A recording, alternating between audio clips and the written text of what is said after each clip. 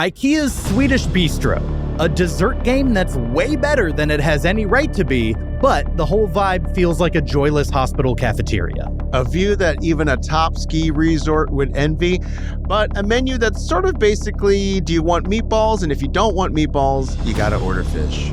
Garlic bread that reminds me of what my mom used to make, but most of the food tasted exactly like what it cost. In the tug of war that is good versus not good, what will define the experience of eating at a giant furniture emporium? Are the positives and negatives equally weighted on both sides of the scales of mediocrity? Or can IKEA of all places prevail and prove itself to be a definitively good restaurant? Stick around as we answer those questions imminently. This is the Fine Dining Podcast. Your table is ready, take a seat. The flavor of the day is mediocrity. Wouldn't you like to try a bite? Guarantee it'll be the perfect bite. Fine dining, better than you thought, worse than you hoped. Fine dining, we don't treat mediocre as a joke. Ranking every single place we've been, looking for the perfect 5 out of 10. Hello, and welcome back to the Fine Dining Podcast, the search for the most mediocre restaurant in America.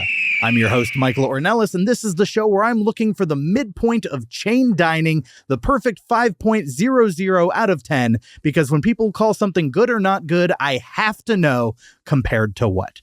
Our current leader in mediocrity, if you look on the tchotchke of mediocrity, Cracker Barrel has a 5.01 out of 10. Whoa. I think we can get closer. Will it be IKEA? I don't know. Wow. So my guest and I hit up the IKEA Swedish Bistro, the cafeteria-style restaurant inside every IKEA furniture store. You've seen him on Superstore as Jerry, which is why I thought he'd be the perfect fit for this IKEA episode. He has a truly awesome comedy special that you can see on Dropout TV called Chris Grace as Scarlett Johansson, my newest friend, Chris Grace. Thanks so much for having me. I'm shocked that Cracker Barrel is 5.01. You think it should be lower or higher? Higher. Oh, yeah. Especially post-homophobia. Wait, you think it should be higher post-homophobia? Yeah, well, I mean, getting rid of, they had some homophobia in there. Yeah, no, I don't think it should go higher. Getting past it. I thought you were like, once they revealed themselves as homophobic, I was on board. Yeah, Chick-fil-A 10.0. Yeah. I don't know. It's fine. I think it's quite good. Yeah. But anyway, yeah. I mean, I will say, when I went, I got lunch. And I went back another time and I thought that their breakfast offerings were quite a bit better. So they maybe do another visit. I'll do a different time of day. A lot of people love the breakfast options at a place. Like a lot of people love the Chick-fil-A breakfast place. I also just think breakfast cuisine might be my favorite type of cuisine. Well, I think American breakfast. I think a lot of people don't like McDonald's, but they do like McDonald's breakfast. Yeah. Wasn't Taco Bell doing breakfast for a little while? I think they have like a breakfast taco or something. I mean, there's a place in the UK called Dishoom, which is a chain that has a delightful breakfast menu. Okay. So, I don't know. Maybe... Is it because breakfast is easier to do, or? I just think the types of things that we put on those breakfast menus tend to be better. Yeah, maybe so. Okay, Chris, the way this will work is we're going to talk about all the things we liked about the dining experience, the good, and then we're going to talk about all the not good things before finally mentioning what was just there. And keep in mind, we may categorize the same things differently, and that's okay. Something that you might have thought was good. Oh, it's okay for us to disagree? It's okay to have differing... This is a safe space for adamant disagreements. Okay, good. All right, so we're going to jump into the good about IKEA. This is the good, done like it should be. The stuff that's finger-licking, a stick in the landing. This is good, I knew that you could. This is good. So first and foremost, I'm a sucker for oversized, dumb props. And I don't know if you noticed. I didn't. Outside, there's, the long stretch of parking lot. Yeah. And then at the end, there was a giant, I'm talking 20-foot tall inflatable IKEA shopping bag. I did not notice this. With a big sign that says, like, however much it costs, $3, $1, whatever it is. I think I came in a different entrance than you. You went into the garage, right? I did, yes. I parked out front. So Man, I missed out. Gigantic. And I love the kitsch of a giant inflatable. You must love Halloween and Christmas time then, driving They're around. so fun. Yeah, I really do. Just like driving around the neighborhood. Okay, gotcha. Yeah. I love everything about the way this place is set up. I love the cafeteria setup. I come from cafeteria times. So let's talk about Luby's. Luby's, yes. We're both from Texas. I'm going to mention it later, the cafeteria setup, in a different category other than good. Okay, good. For my personal taste. But you like the cafeteria setup. I love Luby's. I love any cafeteria type set. Where did Luby's land on here? 6.01. That's low. Well, so the verbiage I use, 4 to 6 is mediocre, 6 to like 7.5 is good. I would say Luby's is where restaurants start getting good. Man, I would put Luby's above Dave's Hot Chicken and Outback, in my opinion. Oh my God. Don't even talk. Those are like my two that I champion. Dave's Hot Chicken? Dave's Hot Chicken. Oh, man. And Outback. If I could have just like a windbreaker with a bloomin' onion on it, I would wear it everywhere. I mean, you are the kind of person that would go to Sweden and get chicken tenders and look for the Outback. I mean, you got some true Scandinavian food today when you got those chicken tenders. Let's not make it sound like those were my main goal. I got the meatballs, but then I saw that they had them and I was like, I am curious how they do these. Right. I think the chicken tenders at an IKEA are just for kids. For the, I think a lot of places, chicken tenders and fries are the thing that like, this kid doesn't want to eat any interesting food like these Lingonberry jam things. Oh, so another good thing for me is I do like the meatballs there. Yeah. Like I said, I've been having them for decades now. And so it's not really nostalgic because I don't have a nostalgia for IKEA, but it is this is a cute special thing I had once. And this is kind of the only place I ever get meatballs. Certainly the only place I ever get meatballs with jam. Yeah. And so I think that it's kind of like the novelty. I don't love the Costco pizza slices either necessarily, but like I always get them. Sure. Yeah.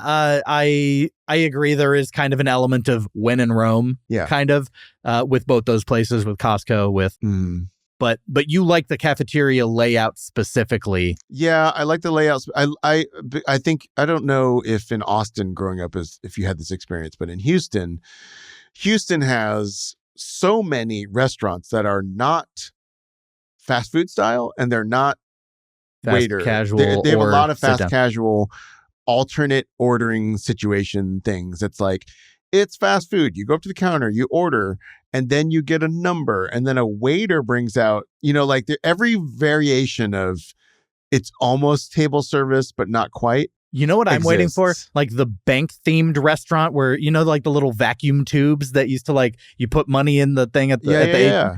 I want food to be delivered via that system. I mean, I was just walking through the Glendale Galleria and there is a revolving sushi place there. Yeah. That I would really like to go to because I looked in and it was at each table, there's a little conveyor belt. Have you ever had revolving? I've had when you sit at a bar and you face the belt and you pull from the belt like that. Yeah. I've never had you and I go sit in a booth at the far corner of the restaurant and the conveyor belt comes all the way to us. Oh, is it around like the edge? I don't know how it's configured, but every single table has access to the conveyor belt. Oh. So because of that, I almost don't trust it. Oh, why? Like other people may have breathed on it weird when it passes by them. I don't know. In a post-COVID world, that is a thing I think about. Before, first of all, we're talking about the Yelp reviews that we're talking about. This whole podcast takes place before the pandemic. I think we've established that. Sure. Between last week's Omar and Greg and Diana, who comes from Cafeteria Times, our bubble exists pre-COVID. Right.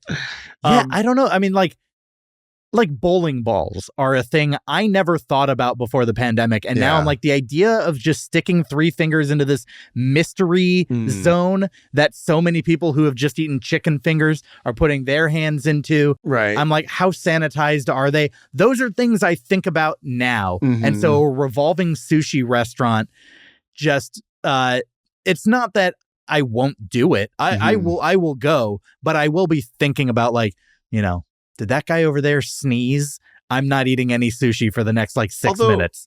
I will say, just to push back on this philosophy a little bit, it's interesting that post-COVID, you're more aware of surface-borne contaminants when all of COVID was like airborne. that doesn't mean I didn't wipe down my groceries. Well, that's for what a I few mean. months. That's what I mean. Like I wiped down groceries. I left groceries out on the stoop for a long time. right? Yeah. But then at the end of the pandemic, we were all just like, oh yeah, none of that mattered. Yeah. So it's interesting that that's your takeaway from the pandemic. Have you watched How To with John Wilson on HBO? Yes. Yeah. That first season finale where COVID is like the onset of COVID is happening and he's walking around New York, March 2020 with a camera, and you're just seeing all the crazy things people are doing to fend off this virus that they don't know anything about. And all the things they're doing are definitely ineffective. Right. It's such a moment in time. Yeah. It was like a 2-week period in March, and then we started getting a little bit more savvy. But what I'm saying is that no one ever got COVID from someone else's bowling ball. It's just a matter of I realize now it's gross. It's not. I see. Okay. Like it's that it's. How do you gross. feel about putting your feet into someone else's shoes at a bowling alley? I don't eat with my feet. Oh, well, that's how you and I are different. Not anymore. Not after the accident. Anyways, none of that is IKEA. None of that is usable for the footage. No, absolutely. I'm using it. I loved that conversation. But it's off topic. What else did I have in here that I thought was good? I mean, just like the vibes of our direct area. We had like obviously fake plants, but like a topiary overhang, like vines almost. You called it a grotto. We were in the like Silver Lakey lounge. But they had like different settings. They did. It was like when you go to like the YouTube space. It's like it did feel like that. It felt a little bit like the cafeteria of a tech company for sure. Yeah.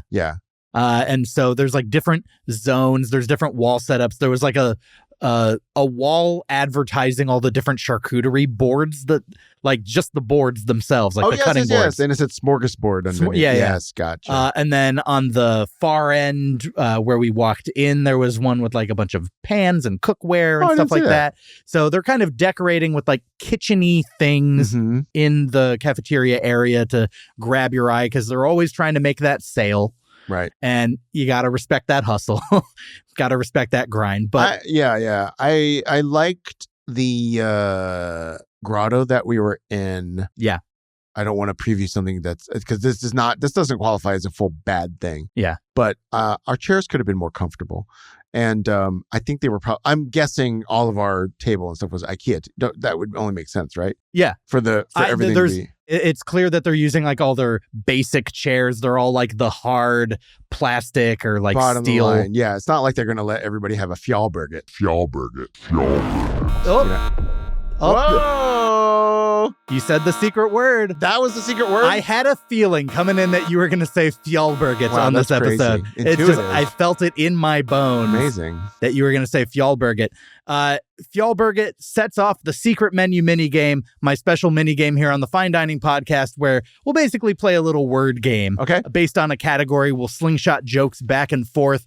Our category for this week is furniture foods. Ooh. Examples being race car bed of lettuce. Okay. All right. Got it. You get the gist, right? Yeah. Or salad dresser. Oh, I love that. Right? I would love a salad dresser. Like a 5 drawers. Just 5 drawers of leaves and like Caesar. Yeah. Microgreens. All right. So I'm going to count down from 3. You'll start and we'll just slingshot these jokes back and forth. This sounds good. I'll let you start with the first one in 3, 2, 1. Iced coffee table. Oh, okay. Couch potato. Oh, I like that. It's just there. A food tongue. Okay. Refrigerator. Bed velvet cake. Oh, okay. I'm into that. Baby back cribs. Oh, I like that. Yeah. Wait a minute. That sounds gross, actually. Cherry tomato. It's there in the name. It's there in the name.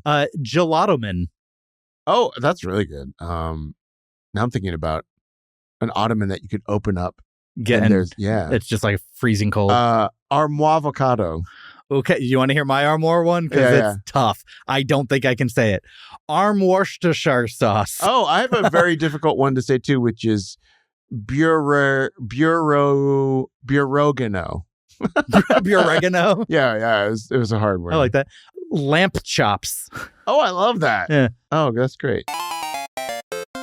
All right, and that'll do it for the secret menu. Comment who won between us, but more importantly, submit your own in the YouTube comments or on TikTok or on Instagram or wherever you see this, and I'll pick a winner and I'll send you a fine dining t-shirt. And the winner of last time's secret menu minigame is Instagram user The Good Carmen for their entry into Tasty Christmas Carols, Walking in a Winter Wonderland O Lakes. Go ahead, DM me on Instagram or TikTok at Fine Dining Podcast or send me an email, finediningpodcast@gmail.com, and I'll send you a t-shirt. Congratulations, everyone else. Better luck this time. And just a heads up, this will be the last time for the secret menu. So get those entries in. Thanks so much. Service is an interesting element here because they were I thought that the cashiers in particular, the girl that I checked out with, I thought was very friendly. Yeah. But it's not like they did a ton. No, it's almost like this category almost doesn't even apply in a way. Yeah. Because there's no way for them to impact you service wise. They could negatively. They could if they were disaffected. An attitude thing. If they're disaffected. Yes.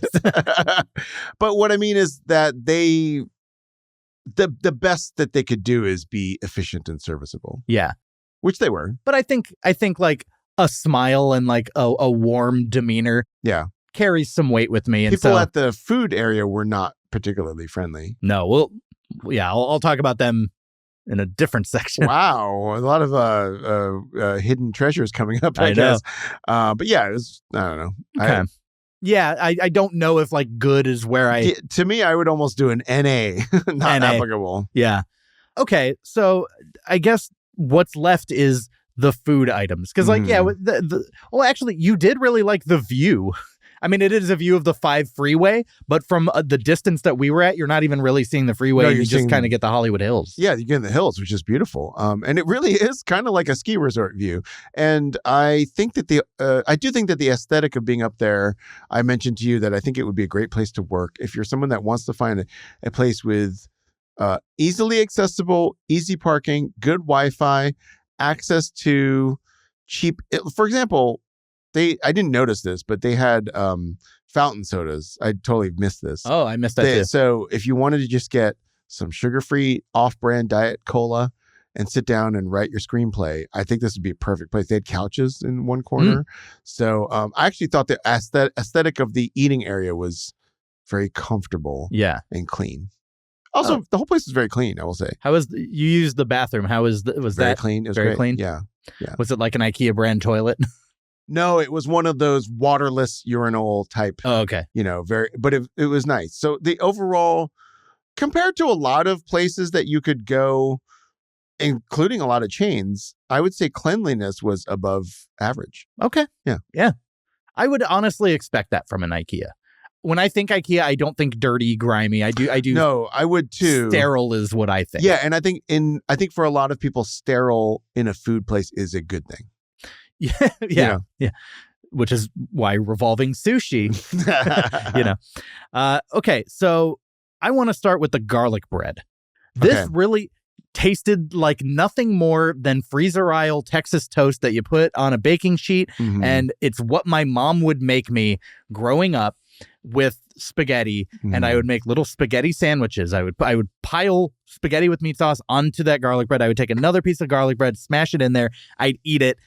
Don't sleep on it. Try it Oh, I don't need to. You don't need to tell me to try this because I have done stand-up comedy at the Riot in Houston, Texas. Yeah.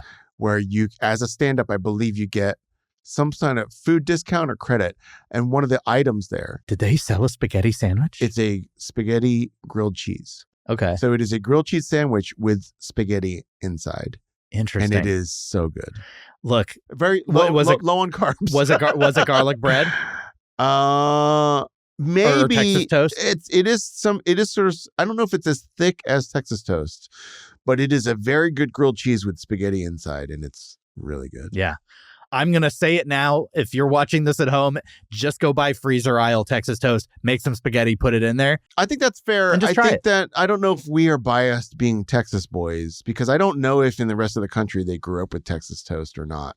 I think it's just so good. Because I was born in Chicago and I ended up eating a lot of Texas toast, garlic bread, I think before moving to Texas. Oh, really? Well, so also on my way home today, I might pass the Raisin Canes. And they've also got good Texas toast there as well. I think it's the ideal way to serve just like a side bread. Do people like thin toast? No one likes that. Well, I mean, but versus a roll or No, I'm saying Texas toast is superior to all of these. I agree. I'm just saying thin bread isn't necessarily the only contender against it. It's the only one. But I think Texas toast is better than all of them. I only recognize differing widths. No, I don't know. I gave it ridiculously so. I gave it an 8 out of 10. The garlic Texas toast. I agree. Totally. That's too high for something that literally tastes like freezer aisle food, but it's just the best freezer aisle food. I got it with the tomato and feta soup, which was quite good. Right, you got the tomato soup. And obviously a toast like that will kill your brother. A toast like that will kill your brother. It's great for dipping in a tomato soup. Yeah. Just soaking it up. What would you give the tomato soup? Quite good. Out of 10. So I'd give the garlic toast I'd probably give it a 7. Just because I probably had better garlic toast, and I'd probably give this soup a 7 as well. Soup is really good. Okay. I mean, it's hard. I love tomato soup, so it's kind of difficult to mess it up for me. Gotcha.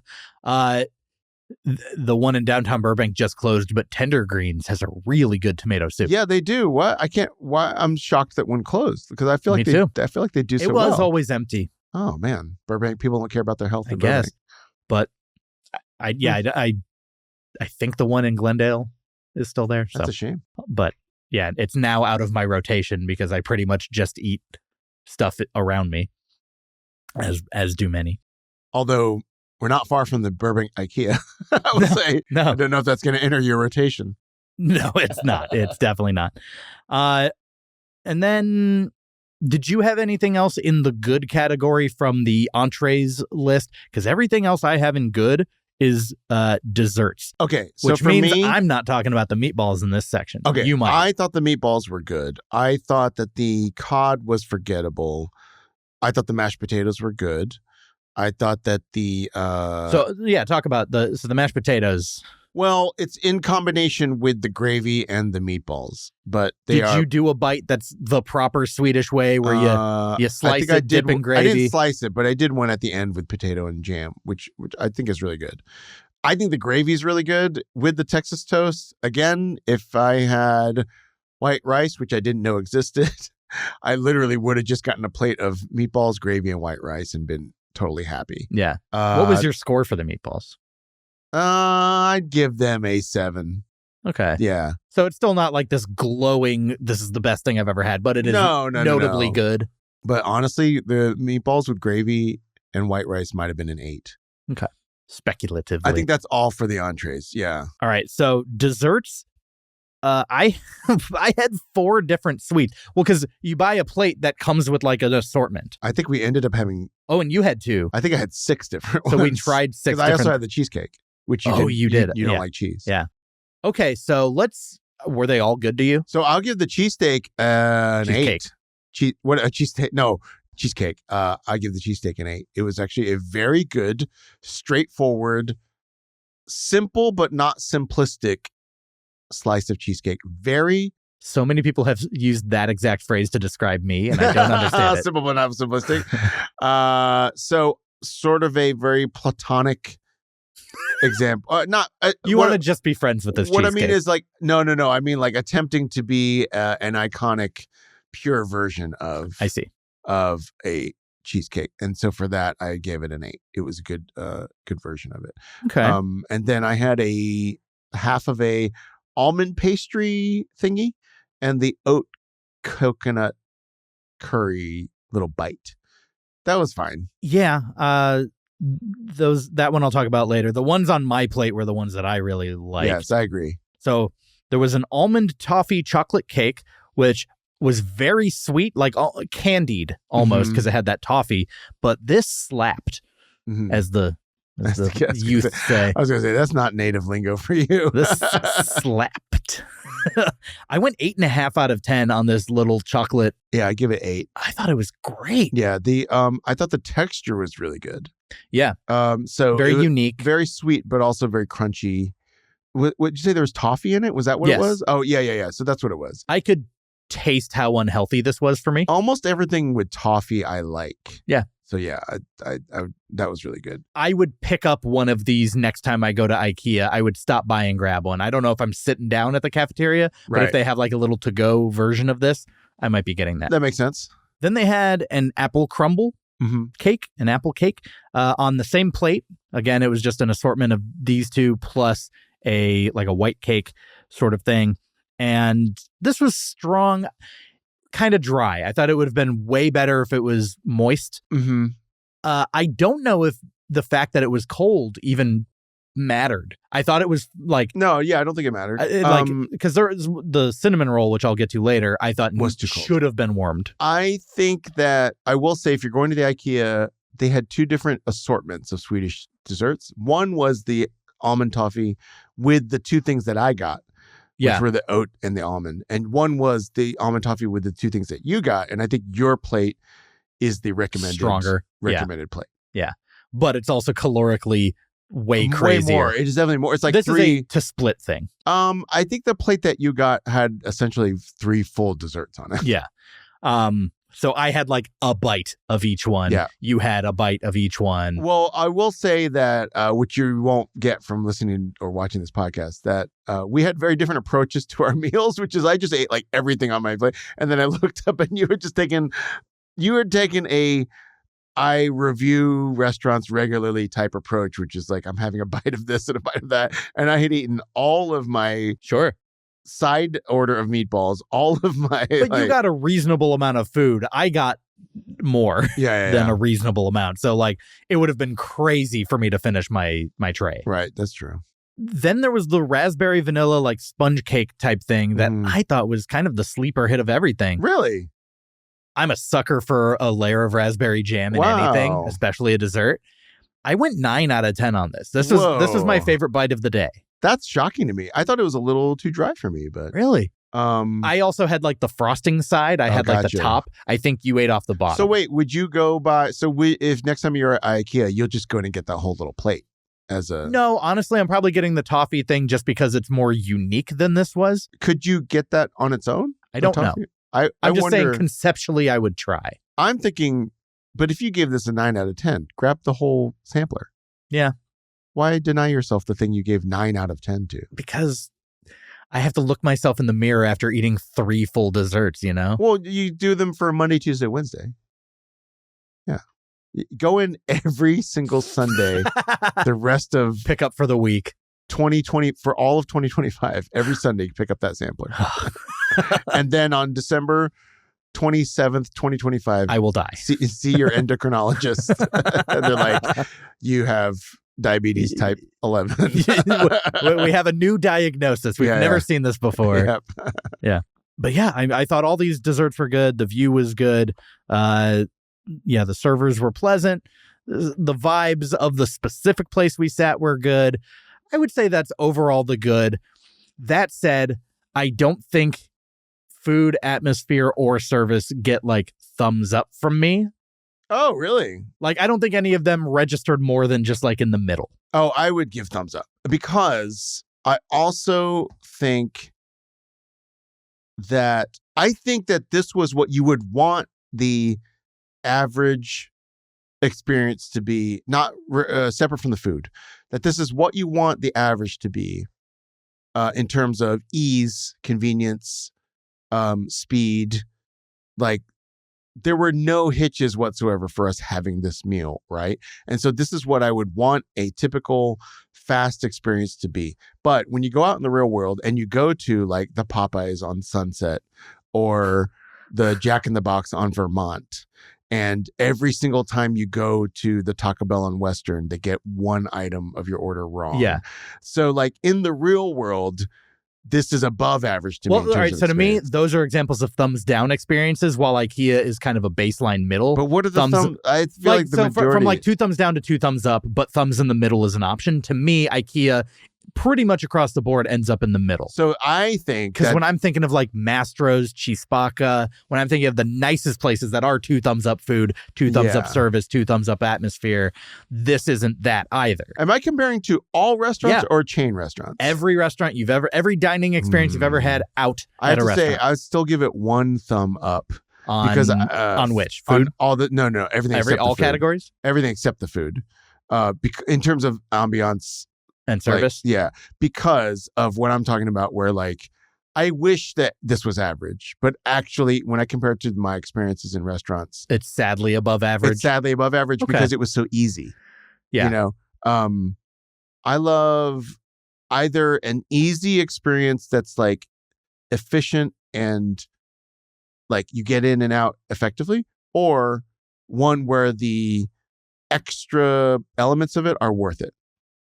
Sure. Yeah. And I think that there's lots of restaurants where either there's extra elements that aren't worth it, like delay or crankiness or whatever, or there's places that are like this with no frills, but like dirtier, slower. Okay. Yeah. So I guess if that's the case, why don't we talk about the things that are the detractions from IKEA? Let's jump into the not good. Play the jingle. This is not so good. I'm not quite sure about it. Could have done without it. The stuff that brings down the mood. This is just not very good. Okay, so the not good, this is all the things, atmosphere, service, and food that we did not enjoy about this experience. I'm going to start off by just saying nothing was terrible. Nothing was terrible. There were definitely some foods that I would call very underwhelming, but nothing was like a nightmare. Right. So this isn't going to be one of those episodes where it's just like, oh my gosh, this thing happened. Like, you're not going to believe it. There's nothing of that. And nothing repulsive or inedible. Yes. Yeah. I do agree. What a low bar to set for a restaurant.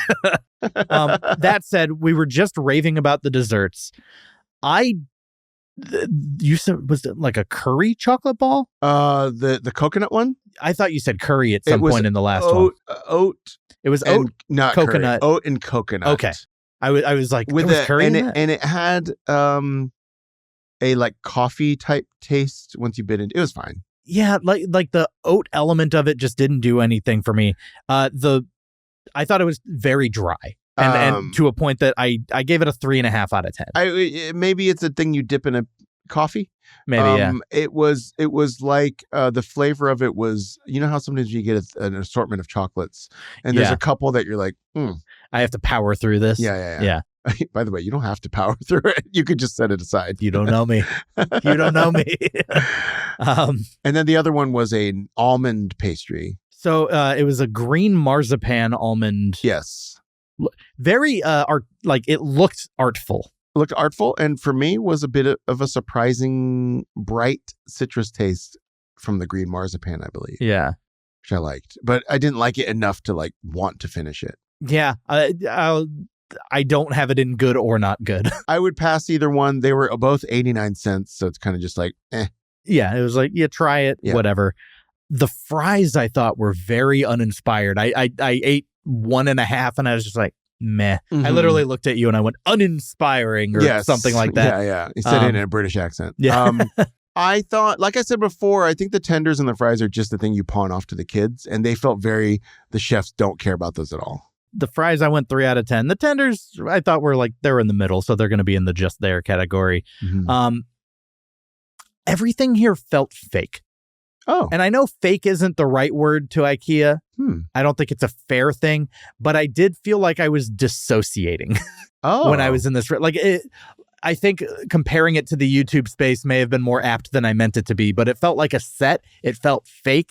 It felt like I almost felt like I was in like a Truman Show type situation. I could see that. I mean, it was like we were in the cafeteria at the end of the film, The Game, but Interesting. I mean, is it because it was too clean and well presented? It might be that. It might be the fact that, like, I know that IKEA chairs are not the sturdiest, I guess. Oh, you're applying like I'm like, everything about this space just felt so you're taking something from the like zeitgeist about IKEA and applying it to their food offering.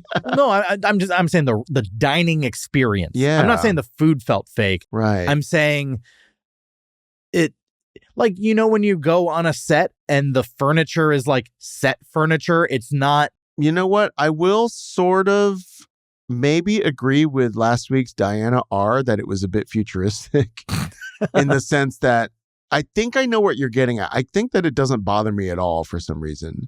But it put me in this weird headspace. Well, a regular restaurant is not going to outfit all of its, for want of a better word, like set decoration from one vendor. Yeah. The way that this one is. You know what I mean? Yeah. So in the same way that when you walk around the top floor showrooms, the little simulation of a living room or the simulation of a kitchen where the TVs are like fake, you know. Yeah. Maybe you're getting that same feeling from this simulation of a restaurant, you know? Yeah. Yeah. I mean, honestly, that is a good, like, the fact that they're setting up spaces that are like, this is what it could be like. Right. It almost felt like this is what a restaurant could be like. Right. And it technically is. Yeah. But it's like, if in the IKEA showroom kitchen that you walk around going like, oh, I like this countertop, I like this. If that oven, you opened it up and there was an actual turkey in it. Right. Is what this restaurant is basically. Yes. Yeah, it's like, we're sense. using all these fake sets. We're making real food. We're serving it. Yeah, that makes sense. Yeah. It just, there was a detachment I had from it. I will say some of the food, some of the cold foods that were displayed felt a little bit like when you go to certain restaurants, like in New York, sometimes there's like a Japanese restaurant that'll have a display of their foods in the front. Have you been to Japan? No, I haven't. But is that a common thing in Japan? I went in like 2018, 2019, that New Year's, and almost every restaurant has a window display of fake versions of all their dishes. Like, this is what you can expect from us. Right. So that is some of the food displayed in the cold section of the IKEA. Feels like that. It looked like that. But then it's like, oh, but you actually do eat it. No, it was like, oh, but that is the actual plate I would grab to put on my tray. Oh, okay. And then nourish your body with. Yes. One of the craziest things I saw when I was in Japan, I went for like a pro wrestling, like the Japanese equivalent of WrestleMania called Wrestle Kingdom. It's on January 4th every single year. And a buddy of mine and I flew out there for New Year's. And so we're at the Tokyo Dome going to go to this show, but it's like a few hours before start time. So we're like, okay, we'll grab food from like the little food area right outside the Tokyo Dome. And there's this pizza place. And they have all these displays of different pizzas. And they have one called American Style. Ooh. And what do you think a Japanese interpretation of American Style is for a pizza? Could it have ketchup on it? And it doesn't, but mini hamburgers? Like, vibe-wise, you're not far off. Okay. It was a pizza covered in French fries and cut up hot dogs. Oh. Which, and just like the coloration on it, and I know it's a sample, it wasn't the real one, but just the coloration on it looked so off that I was like, I will not touch that. Man, I might order that. Living it up American style. I mean, I love Jollibee hot dog spaghetti or whatever it is. Sweet spaghetti. I'm so nervous because I know I'm going to want to try that when I go, but it does not sound appealing to me. Good. Is it? Everything at Jollibee. I hear their incredible. chicken is top notch. Everything at Jollibee is good. Okay. And if you don't like it, you're racist. That is the rule. Yep. What else didn't I like? You didn't like that they had Pepsi products. Are you like a big loyalist on that? No, I just don't love Pepsi. Okay. In fact, if I had recognized that they had fountain sodas, I would have gotten that. Yeah. I'm just not a big fan of Diet Pepsi, particularly. Okay. Yeah, that's it. I think I'm not a person that's like Coke or die. No, I won't. I'm not like from Atlanta, and I'm just like, yeah, you know, the Coca-Cola factories. You're in your backyard. I'm not like my great uncle worked at that Coke factory from the day he was born. Yeah. Which was allowed back then. That's right. Right into, start earning. So we're talking about things we don't like. Yeah. I like the meatballs. I would probably always get the meatballs, but we were trying to get sort of a diverse set of things today Yes. because we were reviewing this So I restaurant. was like, I'll cover the meatballs. Yes. And I ended up getting like a lemon cod, which was whatever. But I wish they had more items because it was basically like meatballs, plant meatballs, veggie meatballs, or some form of fish. And so I think they could have a more diverse menu to have a couple of, I'd say 2 more entrees. They had chicken fingers. Yeah, for the kids. I'd say 2 more entrees. 2 more, like, what about isn't there such a thing as like a beef bourguignon or beef stew or something? Like, isn't there something Swedish about something like that? I don't know. Could something be. else, how about this? One Of each meat type. give me one hearty Swedish beef entree and one not chicken tenders chicken entree. That's Swedish. Okay. That's not that crazy to ask for. No. Especially with this, if you've got a whole lab coming up with, Right. Innovations. we've got Space 10 working on it, Yeah. then, work on it. Good pull. Yeah. Your memory is. My memory's great from 7 days ago. Yeah. I'll tell you another thing that was bad. Yeah. Santa Fe chicken egg roll, unfortunately.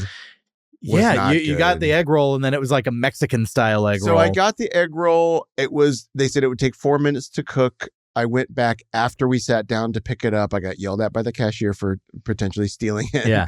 And so it was like hot out of the oil. Yeah. In other words, there was no, You could not have had it fresher. it couldn't have had it fresher, and it wouldn't ever be better than when I had it. Yeah. Unfortunately, it was a Santa Fe style egg roll, so it came with salsa on the side, and that was all fine. Like, I'm actually down for any of that, but the disappointing thing was that the filling and the quality of the dough, having just been fried, was more like it was like a pretty mediocre Hot Pocket, basically. When I think furniture store based out of Sweden, I'm not thinking Mexican egg rolls.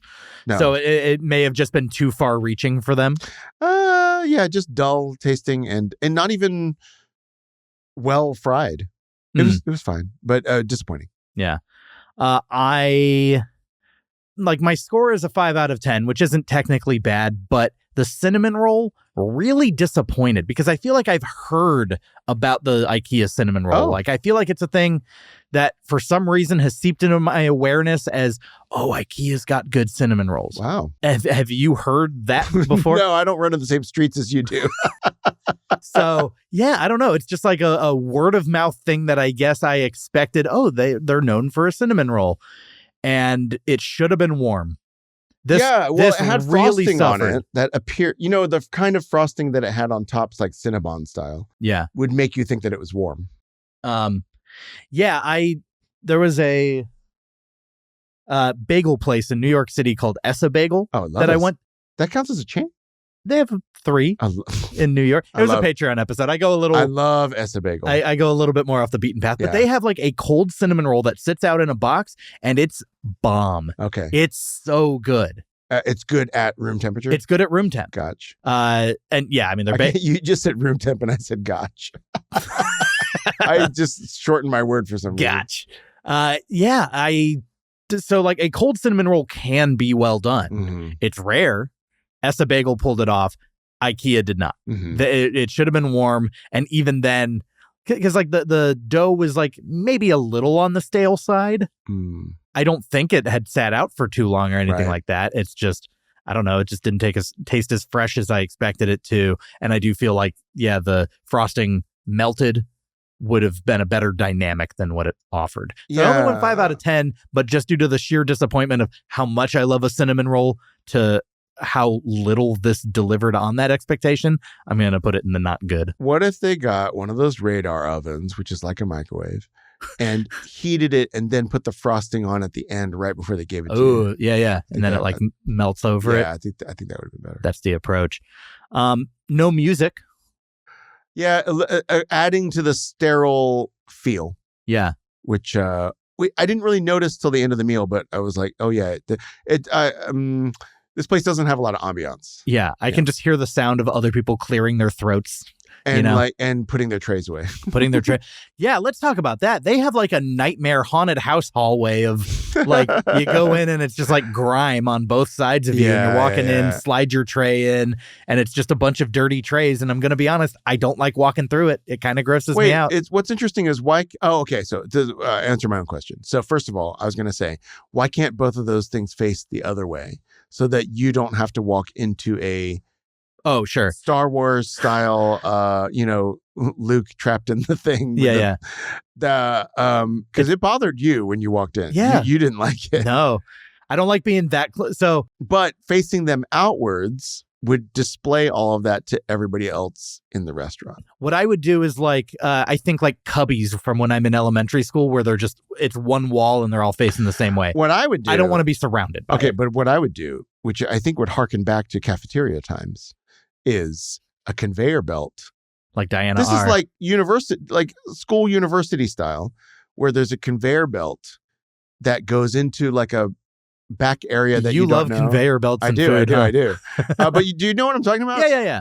And where there's a worker beyond a little area you can't see, and you just put your tray on it and you watch it go into the back, and magically they are cleaned back there. Yeah. That's what. And they come out like 1 billion degrees because they've been like steamed. Oh yeah, when they put them when you go into the restaurant and they're a little wet but like hot. Yeah. And clean. But I think the reason they don't do that is that probably somebody comes and gets those trays once every few hours. Yeah. Or hour, so maybe. I think your problem also was that you walked into the little gauntlet.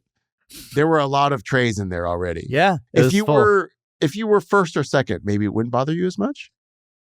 Probably, but still I'd conceptually be like, oh, but it could be full of grime. Right. But actually noticing it full of grime is a whole different thing. And it is contained. It's not like it was stinky or anything like that. Mm-hmm. But I also have I have a phobia of the grease on a plate when you're like hand washing something. I do not I wash my dishes immediately because buildup grosses me out so much. Interesting. So I'm I'm a clean as I cook kind of guy. Dinner's not even done and the pot I cooked it in is clean. Right. What about if you were a person that was thrifting and you wanted to save money? You know, the kind of people that I wash out my Ziploc bags and reuse them kind of person? Yeah. And I'm going to pitch Ziploc bags. You never heard of this? No. Oh, yeah. That's a thrift thing. By the way, you're going to hate this idea, but I'm just saying, if you really wanted to save a lot of money, you drive to the IKEA, which has free parking. You go up to the IKEA Swedish Bistro and you eat food off of the trays that's been left. I hate that. And get out.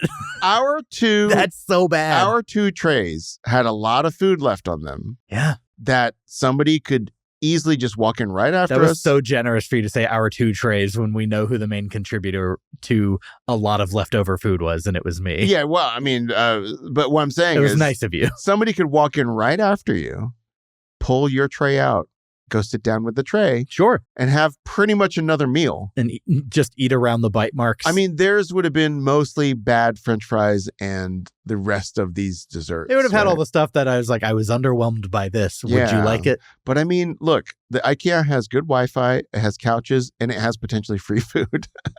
Just based on you suggesting this, are you okay? Do you need a place to stay? I mean, it's an idea, yeah. Yeah. What else? How are you with sharing food with somebody, like if your girlfriend eats someone I know, part of a sandwich and they're like, take a bite of this. Girlfriend, I'm fine with it. I've gotten better about it with other people, but a stranger, I'm not. Yeah. The other day, my husband wouldn't eat a breath mint because I handed it to him out of the package. That's interesting. I thought you were going to say because you handed it out of your mouth. Would you like that? You want some? That would be crazy. Because of a series of bits, 10 minutes later when he didn't like the mint, he did spit it into my mouth. Wonderful. But that was a prank he was playing on me. So, but he gotcha. Yeah, he got me with that. But and what I'm saying is that what I'm saying is if you're willing to lower your bar, you can go to the IKEA and eat for free. That's all I'm saying.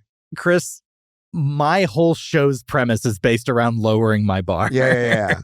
Man, if we could add up all of the extra meals that you could have had out of all the leftovers. I expected this food to be cheaper. I mean, I knew the reputation of IKEA is how affordable the food is. Yes. So I was like, oh, okay, I don't mind getting a few extra plates. And then it ended up being... I was going to say, is this part of your bad part? Like the total price? Look, I almost never take price into consideration just because it's like, I'm trying to review the experience. You decide if it's worth it or not for your dollar. Right. But everyone's willingness to spend just varies so drastically that something that might be worth it at a $20 price point for me is drastically not worth it for someone else. Well, I thought this meal was a great deal. You did. Because I heard you check out at the register and the cashier said it was $35. Yeah. And I was like, I went to McDonald's the other day and got food for me and my husband and it was $30-something. Yeah. And I was like, this is great. $35 for the two of us. And then I was like, nope, that was yours. And I had been a little like, I'm trying some extra stuff, but I did not realize that my tray added up to that much. And not only that, out of our two trays, my tray was the second most expensive, right? Out of the two.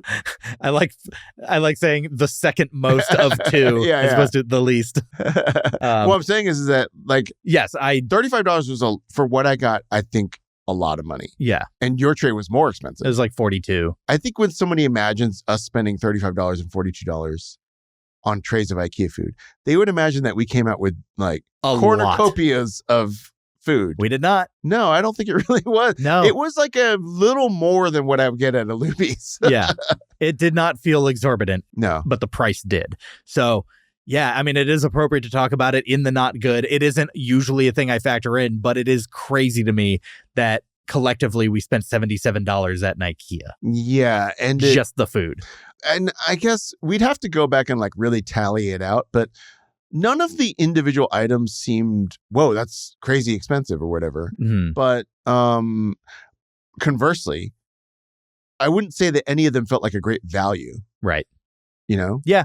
Yeah, I think price is kind of the last thing. Maybe the wait for your egg rolls. But honestly, the like silver lining of that is, but you get them super fresh. So I really don't even put that in the not good. Mm-hmm. I will say that a thing I would put in the bad category is that the food as a whole didn't feel well chefed or something. Well chefed. You know what I mean? Like it didn't feel that someone has their eye on the whole menu. There was no, you know when they say like that extra ingredient is love? Yeah. This was like the extra ingredient is let me get my paycheck.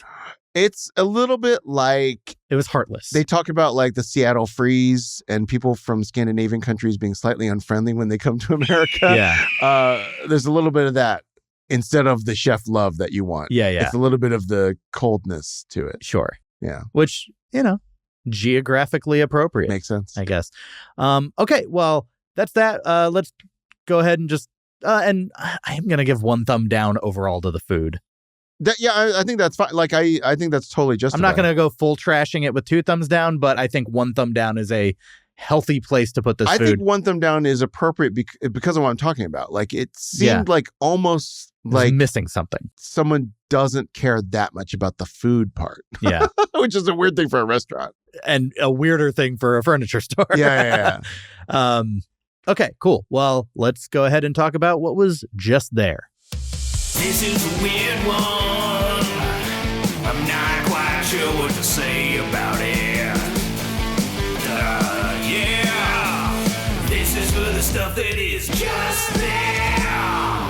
So yeah, for me, the service was just there. The atmosphere was just there.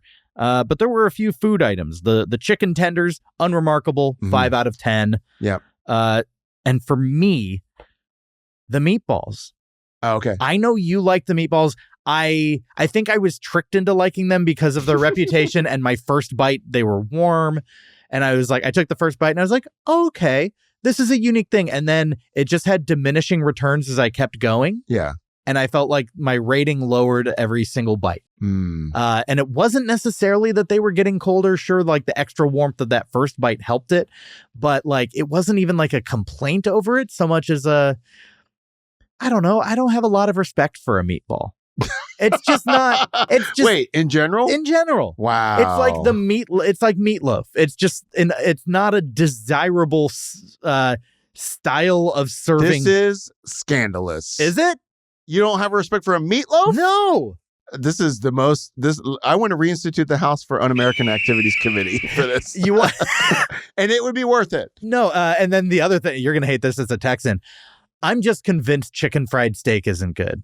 Oh my God. I've tried it now 3 times. I had it at Texas Roadhouse. I had it at Luby's. Uh-huh. Wait, did I have it? No, I did not have it at Luby's. This is spoken like a damn Yankee from Chicago. I had it at Denny's. And then I had it, which don't. Yeah, of course. And then I had it at, do you know Dick's Last Resort? Yeah. That was my Patreon episode a few weeks what ago. were the 3? Dick's Last Resort, Denny's, and what was the third one? Luby's? Texas Roadhouse.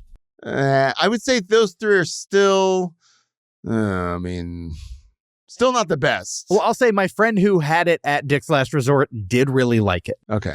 So I'm just convinced I think it's the use of the word steak.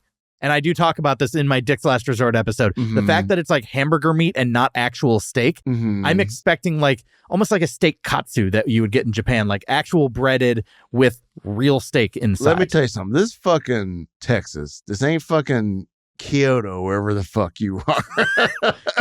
Well, let me tell you, when I was in Tokyo, the best meal I had was a breaded steak that was served like extra rare with a hot stone that you like cook it extra to your liking on. And it was literally the definition of what I would call a chicken fried steak. It was like that fried breading. Oh, that was better than the chicken fried steak at Denny's? Wow. Look, yes. But like that's my expectation of a chicken fried steak. And the fact that it isn't that style of meat, the fact that it is hamburger meat, I just don't think I it's just want to say, since this is coming out in January, what you just described is the perfect metaphor for American politics. You're either a elitist steak from Tokyo, or you're a subpar chicken fried steak from Denny's. Those are our options these days. I'm shocked that you hate meatloaf. And what I heard you say was that you hate meatloaf. I don't have respect for meatloaf. For a meatball. That's almost worse. It just feels like you grabbed shit off the counter, like crumbs off the counter and swooped it into your hand, and then you put it in a pan and fried it. Like it just feels like. Right. So again, what I'm hearing you say is you hate the working class. What I was going to say is that at certain Italian places, like here in Los Angeles, you can get really great meatballs for example, like a Desano pizzeria on Santa Monica. Great I'm usually meatball. like a bolognese. I like my meat in the sauce. Right. So when you go to like a Buca di Beppo, you don't get like pasta with sauce and then get like separate meatball orders on the side. No, I'm usually just a meat sauce. So, but those meatballs are always really good. But like maybe a sliced up Italian sausage I'll get on there. Right. That makes sense. But what I'm saying is that those meatballs are good, but you only get like 2. Yeah. And you had what? 8. Right. So it's normal. I think any meatball, I would almost argue any food might have diminishing returns. If every bite was like your first bite, you would have given it higher, right? Yeah. Look, the bloomin' onion, nothing has topped it. So every petal of that onion to the end you love. Yeah. What about the awesome blossom? A pale imitation. Okay. I haven't been to Chili's yet for the show, but it's upsetting. So if I go to Outback and get the bloomin' onion, you're saying that my first bite to the last, there's not going to be a steep drop off. I don't think so. Okay. Interesting. Also, I mean, I get the burger that has bloomin' onion petals and bloom sauce on it at Outback. Okay. And that is a masterful creation. Okay. So, interesting. What else do I have as just there? Yeah, so these meatballs, like 6 out of 10, whatever. And I'm even lumping in like the mashed potatoes with that. They tasted like boxed mashed potatoes a little. Like there was nothing sexy about these mashed potatoes. To me, they're a little better, but I understand where you're coming from. Yeah. They're definitely made from powder. Like those are not made from real potatoes. Yeah. Yeah. The little green marzipan bite that we had like tasted like carbonated to me. It had like a weird, what you called a brightness. Oh, yeah. To me tasted like fizzy in a weird way. Like I don't know how to, that's not the right word, and I don't have the vocabulary to assign it the right word, but that's the closest approximation that I can give Unless you're eating Pop Rocks, you generally don't want your food to be fizzy. No. But I thought it was like an interesting taste. It was just there for me, 5 out of 10. Yeah. Wait, did you put the oat thing in the bad? Yeah. Okay. For me, that both of those were just there. Yeah. And then lastly, a cafeteria line. You said you like the notion of a cafeteria line. For me, it's not necessarily not good, but again, it's just kind of like I feel like I'm in prison. That's what I love about it. Now, it reminds me of the good old days. What I love in general is I don't like saying, I want this food, and then 18 minutes later, it comes to me. I get that. I love the immediacy. I love I want that. They hand it to you. It's yours now. The thing that I like about ordering my food and getting it 18 minutes later is I know that they're starting cooking it once the order goes in. Yeah. And so there's a freshness to it that I enjoy, as opposed to something that's been under a heat lamp and therefore is inconsistent. Like the Texas toast, the garlic bread, I nabbed it specifically because the lady was coming out with a fresh batch right when I walked by. I was like, I will take one of these now. Lady was your mom. Yeah. I don't relate or ever think about at all the freshness of food. Like I never think about things sitting under a heat lamp. I never think about how long has that been sitting out. I never think about, is it cooked to order? I mean, I'm only realizing this now because you bring it up, that I just never ever think about it. That's fine. It doesn't have to bother you. No, I just wonder if that is is this a particularly fast food American philosophy that I've absorbed? Yeah. Or is it potentially a Chinese American thing that I've absorbed, because a lot of Chinese American families that I have been exposed to, primarily my own, but others as well, sometimes have a different relationship to freshness, what's raw, what's not. Right. What's cooked, what's not. And this is not the exact right example, but for example, when you go to a Chinese restaurant and there's cooked boiled chicken sitting in the window, right, and it's dressed with soy sauce and scallions and that kind of stuff, which I love. The skin on that chicken is soft. Most of my white friends cannot handle the fact that the chicken skin is soft. It doesn't bother me at all. I love that dish so much. Most Chinese people I know love that dish. And so that's not an exact analog to what I'm talking about, but I wonder if somewhere in there's a divergence of what, I just never think about. Well, there's also what I've observed, at least, my girlfriend's Chinese, and the stuff that I'll see her eat with her family, or stuff that her friends will talk about eating. Yeah. There is more of a use every part of the animal philosophy as well. Yeah. Like eating cartilage, the notion of it grosses me out, and I know that it's not that uncommon. And dim sum. Yeah. And even that kind of has the heat lamp element to it, it's we're carting around food and that's sitting in steam, basically. It's sitting in steam. Some of it can be very good to me, but it is a thing I notice. Do you think your girlfriend likes the soft skin of a chicken? What a question. And could you ask this? Call her up. Could you ask this in a romantic setting at some point? I just need to know. And could you lotion up your arm as you do it? Do you like the soft skin of a chicken? What are you doing? Yeah. Don't worry about it. But do you think that she does, or do you think she has? She loves boiled stuff, and boiling is kind of similar to a meatball. I don't have a lot of love. So can you ask her for next the time process you see her, of boiling next time food? You see her, can you ask her if you took a whole chicken, and boiled it, let it cool to room temperature, and then dressed it with soy sauce, sesame oil, and scallions? I imagine she would enjoy it. Would you like it? Yes. I imagine she would. Yeah. Because a cold chicken version of that over white rice is so good to me. And a lot of people that I know just cannot handle the idea of the skin being soft. What a divergence from I don't have respect for meatballs. Yeah. Okay, so that to me is everything that's just there. Okay. That's all the elements that we need to consider. I think we're ready to give a number to IKEA, to score it, to put it up on the tchotchke of mediocrity. But before we do that, this is your first time on the podcast. I've been to 91 restaurants so far. Wow. I've calibrated my scale. I know what my low end and my high end looks like. Okay. You have not. So I just want to take a quick stop at the calibration station and get you to calibrate your scale. Okay. Play the theme song.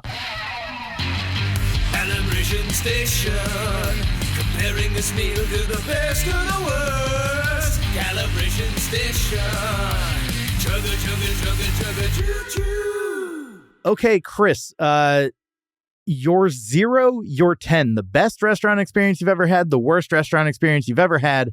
Which would you like to talk about briefly first, just to calibrate your scale? I'll talk about my worst. And I had a hard time thinking of one because, to be honest, I haven't had a ton of bad restaurant experiences, good. Yeah. which is great. I would say my worst restaurant experience was a restaurant in Edinburgh, Scotland called Mum's, which is still there. And if you work at Mum's, shame on you.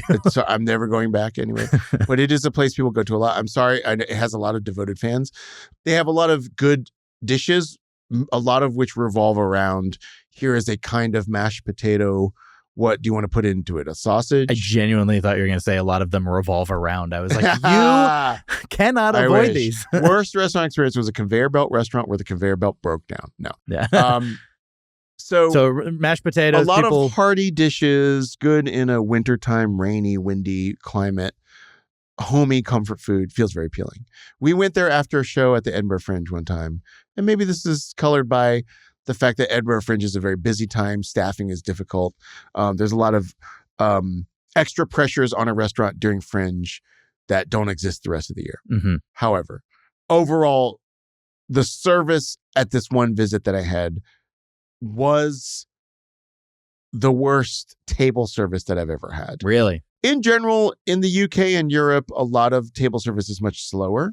So, which can be a good or a bad thing. If you're there with somebody you love to chat with and you want to be there for 6 hours, there's a lot of restaurants in those worlds where you can sit there for 6 hours and they never bring you the check unless you ask for it. I do love a restaurant that you can just tell isn't rushing you out, and you get to have your socializing and. But I like a little bit of rush when I'm getting the food and drink. Agreed, totally. So the problem is sometimes they're like that on that end too. So this was one where it was like we're given the menus, we're sat down, and then it's a long time before even the first "do you want water?" is brought up. But mostly this was the worst experience because imagine lots of long gaps between water, drink, food order, food coming out. Food was fine. But every single step of this meal was drawn out.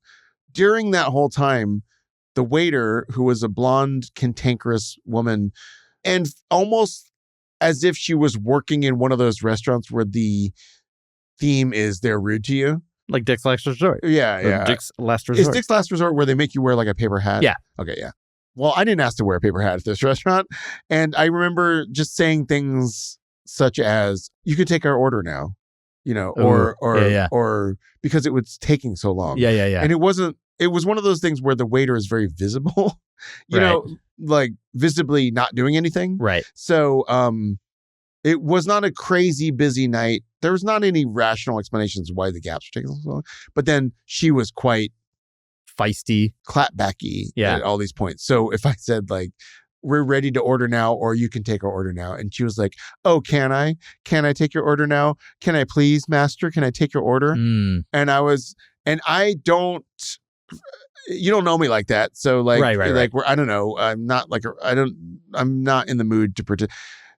I will be a little confrontational. Yeah. I have friends, I think, who are a little back away from an energy like that, and I will lean into an energy like that. So if she said something like, oh, can I master it? And I was like, yeah, you can, because you work here. Yeah. Like I mean, I probably made it worse. But so this interaction was just unpleasant throughout a 3-hour-long meal that had mediocre food in it. Okay. That was the worst. It was just extended and it was unpleasant and it was functioning on a Dick's Last Resort level that wasn't intended. I wasn't intended. I didn't ask for and was not justified by the mediocre quality of the food. That's Mum's in Edinburgh on Forest Road. I'll see you there next August. All right. And then your best restaurant experience. Best restaurant experience. What would you call a 10 out of 10? I saved up money and got up at 9 a.m. when the online reservations were made available for a restaurant in New York City called Momofuku Ko, which is David Chang's bar-style restaurant, like 14-seat restaurant where you all sit at a bar and you it's a predetermined menu and everybody basically like eats together or like in the same sort of flights kind of order. And I had a seat by myself, and this was the most money I've ever spent on a meal up to that point, which I think was like $145. And just everything hit. Well, I was also sat next to someone I didn't know, which everybody sort of was, but we were sort of in pods in a way. And so this guy and I got sat at the same time. And so we got served together the whole time.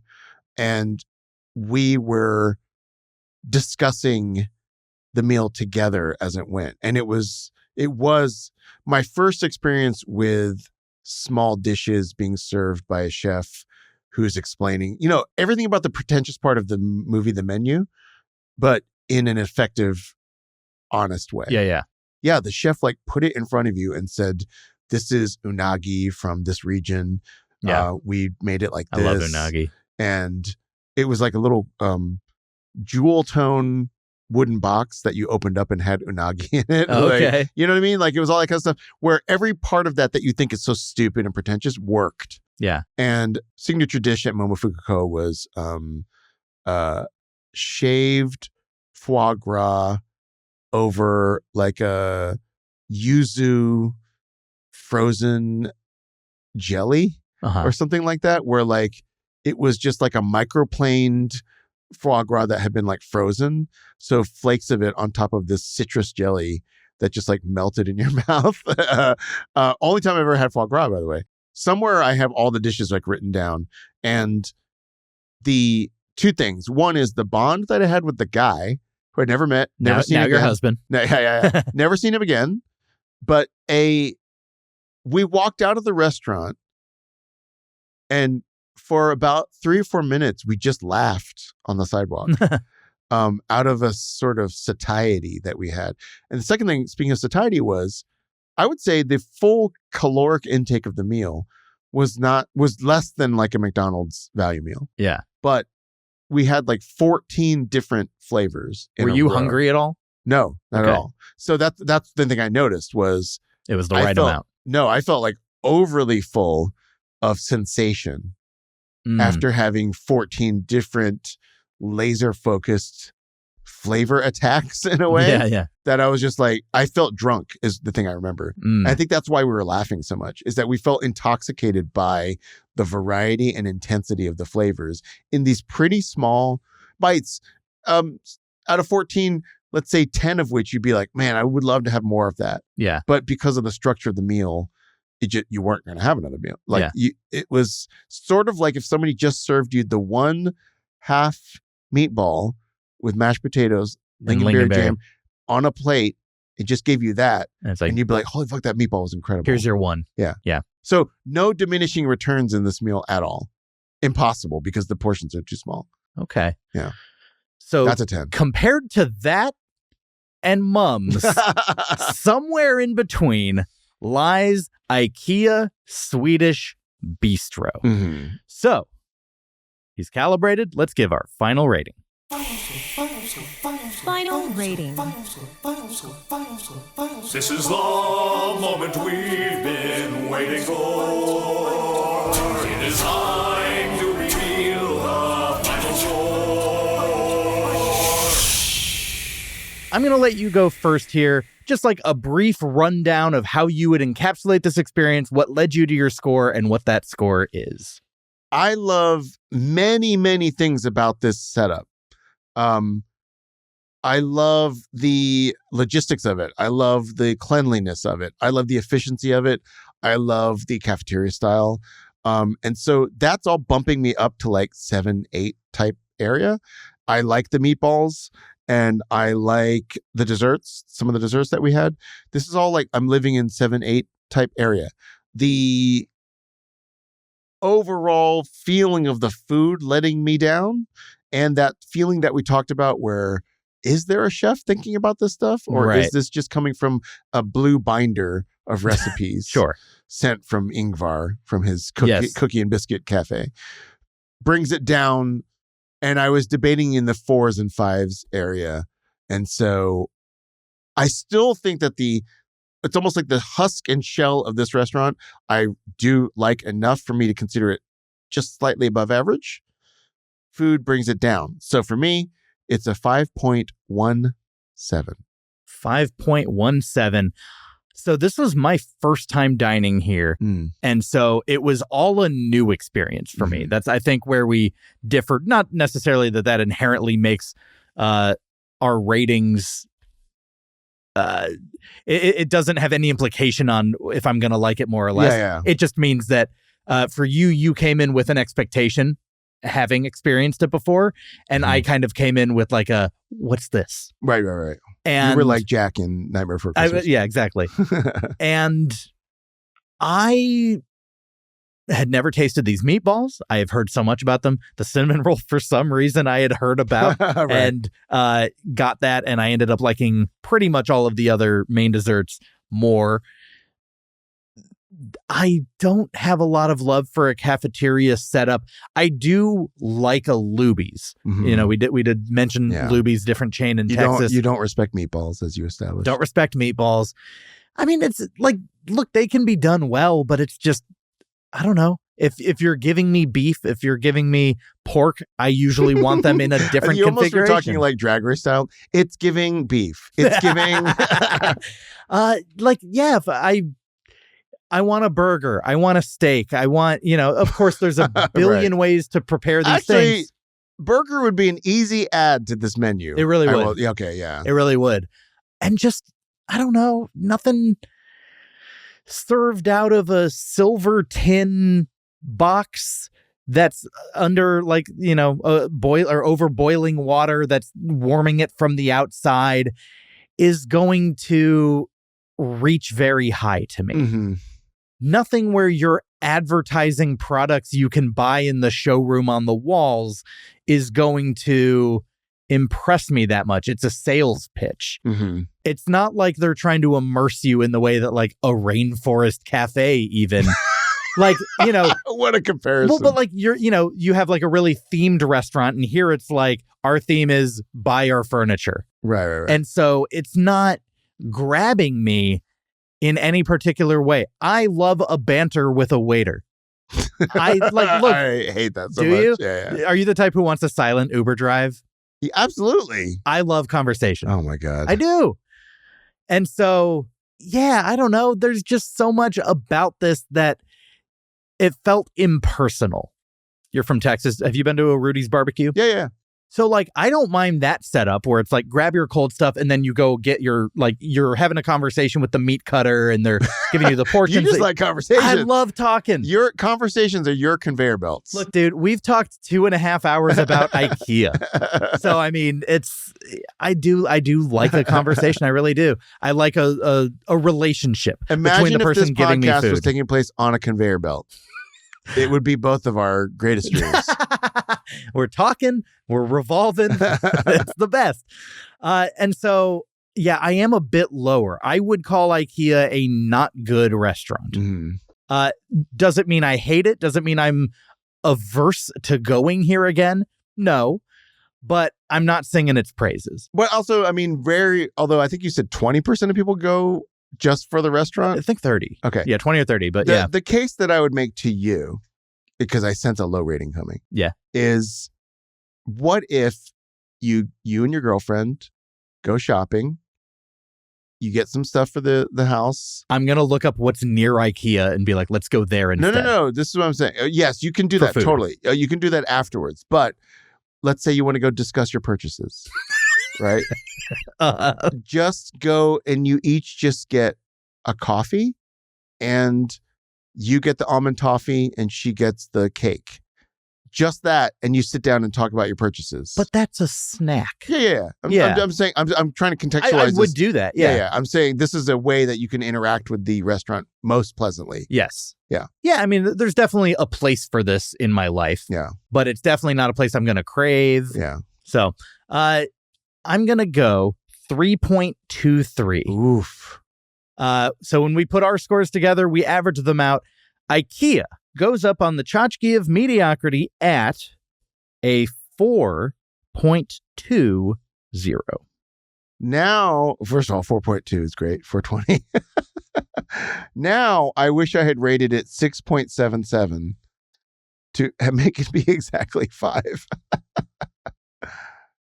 That's you know what? That's pretty good. So it is in the company of, it's 1/100th better than Cinnabon, which I think the cinnamon roll at Cinnabon is better. I think maybe Cinnabon should be higher, but yeah. I mean, it's the restaurant experience. The food on Cinnabon is fire, but like the service, the atmosphere are sad. I haven't been to a Cheddar's. It's in Texas. Mm-hmm. There's not one out here. But yeah, it's like in the IHOP, McDonald's, the strip club I went to, Sam's Hofbrau. Wow. It's in that range. Above a Sizzler, above a Buffalo Wild Wings, above a Shakey's. Yeah. Try to see what else is at the bottom of this. Wing Street's quite low. Wow. Why, you fucking hate that White Castle. White Castle sucks. Anyways, what all this means ultimately, though, IKEA Swedish Bistro is officially less than mediocre. Less than mediocre, not quite as good as Cracker Barrel.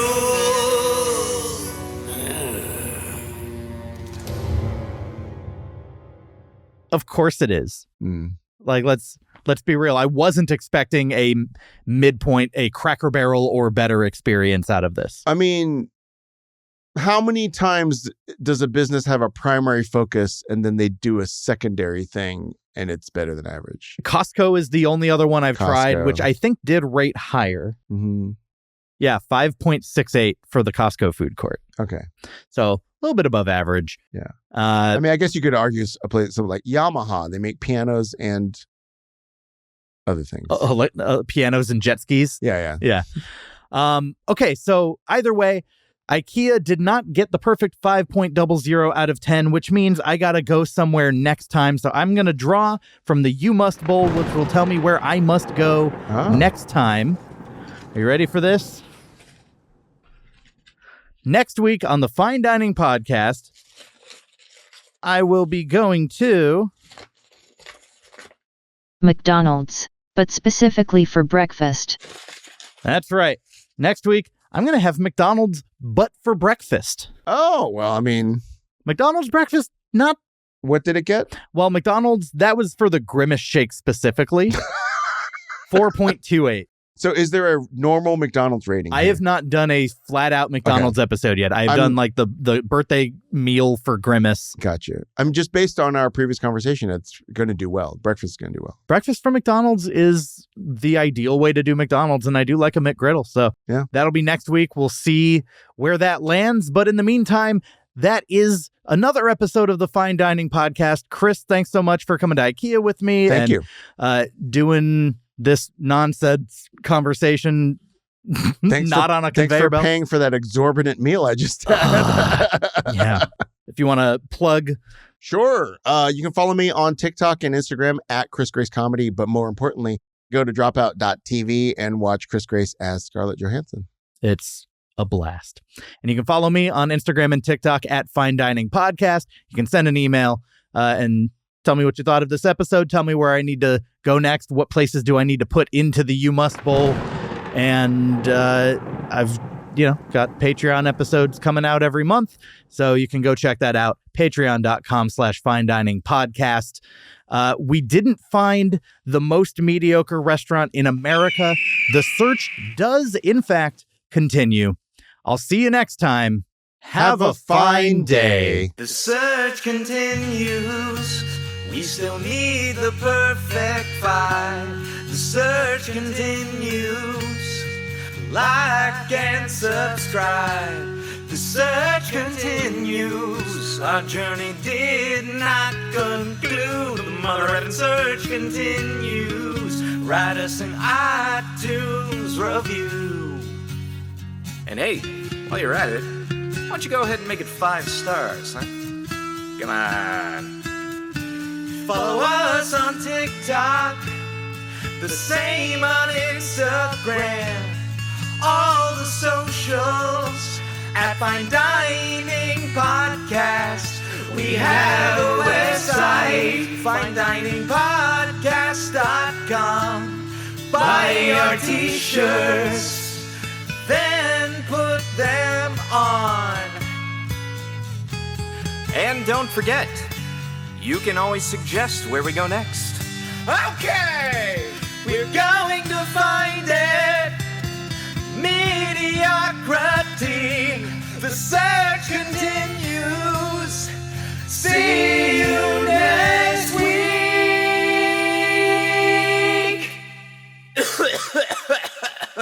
Hurt my throat a little. Have a fine day.